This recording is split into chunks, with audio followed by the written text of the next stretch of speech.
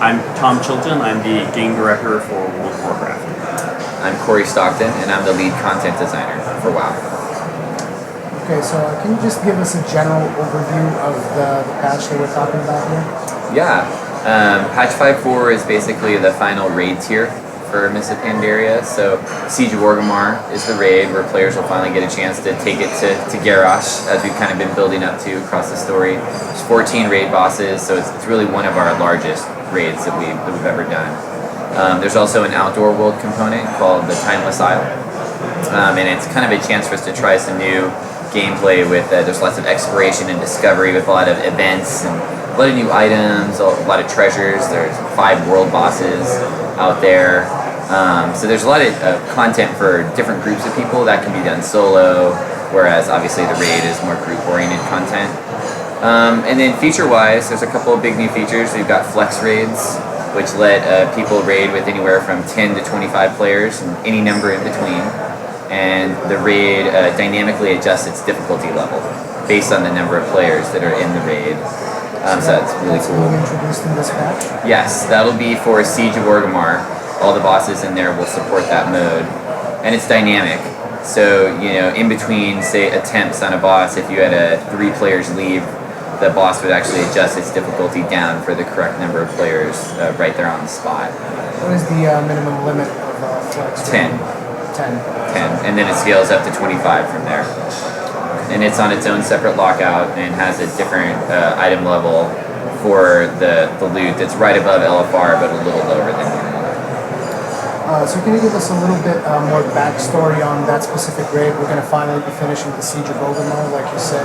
Give us a little bit more background for players that haven't really been playing World of Warcraft recently. Yeah, I mean, essentially what's been going on is since we've discovered Pandaria, essentially the Horde and Alliance have been kind of fighting over control of the island.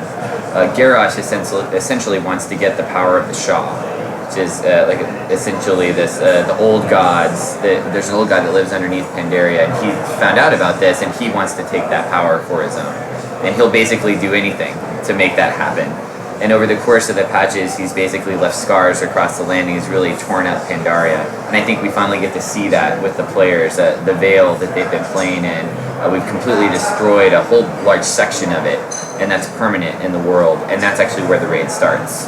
So players start in Pandaria, and from there they work their way back to Kalimdor, and they'll fight their way into Orgrimmar.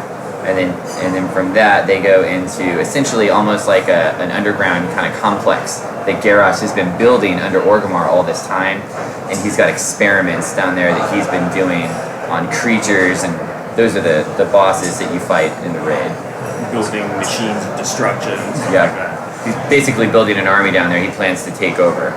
So would you care to share any specific details on any of the raid bosses, or you're not ready to reveal any of them yet? Oh, I mean, I can't tell you like exactly how they work, but there's some super cool fights down there. We've actually he's got the Warcraft is his main kind of supporting army for him. So we've got this one really cool fight where you fight these Warcraft shamans that are on these brand new wolves, and players can actually get the wolf mount as one of the new mounts. It's a rare drop from there. That's a really cool fight because it really kind of highlights what Garrosh has done to the Horde. You know, if it was up to him, he would convert everything into this kind of style. That's just one example. Giant Mechano Scorpion. Oh yeah, the Mechano Scorpion's crazy. Giant robot scorpion. He's got the goblins working full time for him, you know, making these crazy new contraptions that he can use to basically roll out an army across Kalimdor and reclaim it for the Horde completely. There's a goblin boss that's kind of like in a shredder type of machine with all this electrical kind of equipment going on. Yeah, I think in that fight you actually fight on a conveyor belt.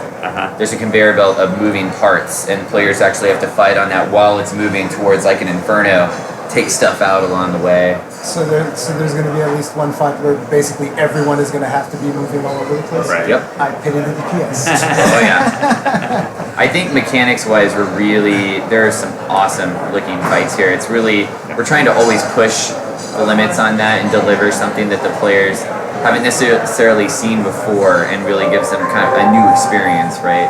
Not only with just really awesome new models and new looks, but new gameplay mechanics in the raid fights.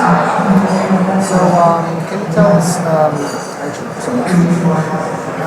Class changes are a common occurrence in World of Warcraft. Are the changes in this particular patch just regular maintenance like all the other patches, or is there anything related to the new content specifically?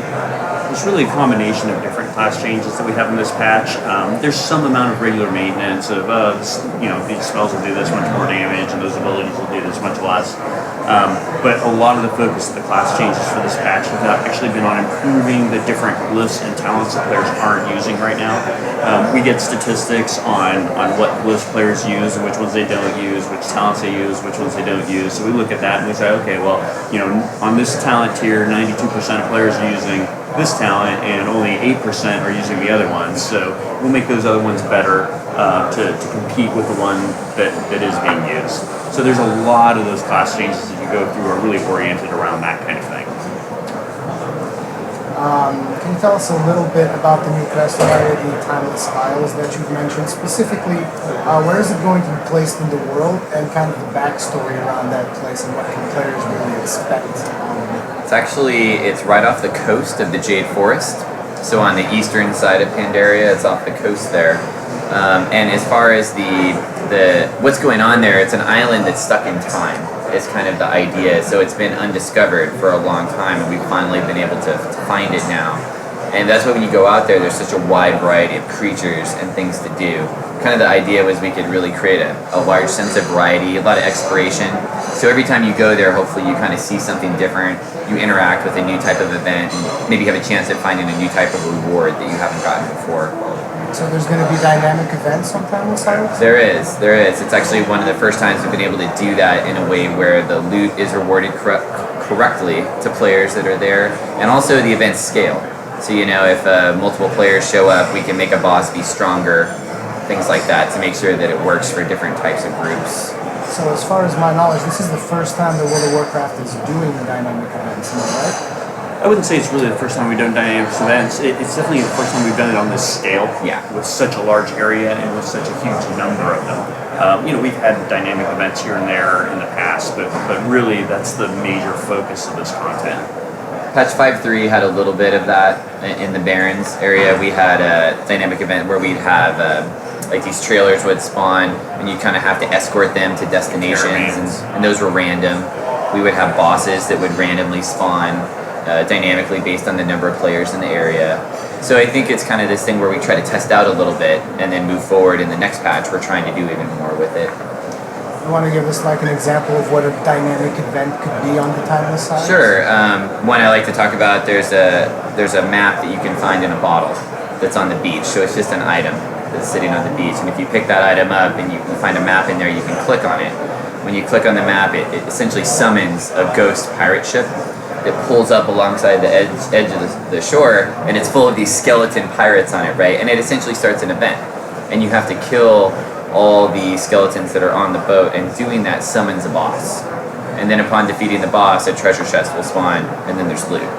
And now that event can work for you by yourself, or if other people come up during the event, they can take part in it, and they'll also be able to get loot from it correctly, because we're using their personal loot system. So every person that's involved will get their own random roll at the loot from the event. And this loot will be scaled based on the participation that the player did for the event? And loot can be random. So it doesn't mean you'll always get the same thing every time you fight the pirate ship. What we've done is broken the loot kind of into tiers.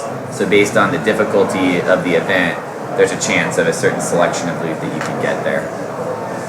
So can you give us an overview of the new PvP season highlights? Sure. There are a couple of different things going on for PvP. One of them is that the arena system is shifting toward a much more flexible system where you aren't kind of locked into playing on one team for a particular format. Players will be free now to play with whatever different players that they want to play with, and their rating as an arena player is tracked individually rather than as a team group. So it's really give players a lot more flexibility to play with different groups of friends and not feel like they're getting reset every single time they do that. Then also, from the World PvP perspective, on the Timeless Isle, we have the ability for players to purchase an item that can cause them to become enemies to everyone. And so it kind of gives a way for players to opt into free-for-all combat anywhere on that island. It only works on the Timeless Isle, but it allows them to, if you're a member of the Horde and you use this item, you're now able to kill other members of the Horde, you're able to kill Alliance players. So there's kind of, that'll help mix things up a bit. I can see Rogues having a lot of fun. Oh yeah. There's a whole currency system to go along with that. So while you're in that mode, when you kill other players, it drops a specific currency, and there's rewards that you can get from doing it. So it's a pretty neat system. What kinds of items can you get from that specific currency system? There's a couple different things. You can buy some of the things that you can buy on the normal currency for cheaper prices. So we've got a new currency on the island called Timeless Coins. And almost everything you do in the island rewards Timeless Coins. And then we have vendors that sell all kinds of stuff. Mounts, pets, toys, transmog gear, heirlooms, you name it. Power gear, I mean, all kinds of stuff. All kinds of stuff. So when is the patch hitting exactly, or has it already September hit? 10th. Actually have a date, September 10th. It's one of the few times you'll ever get a date out of Blizzard. Yeah.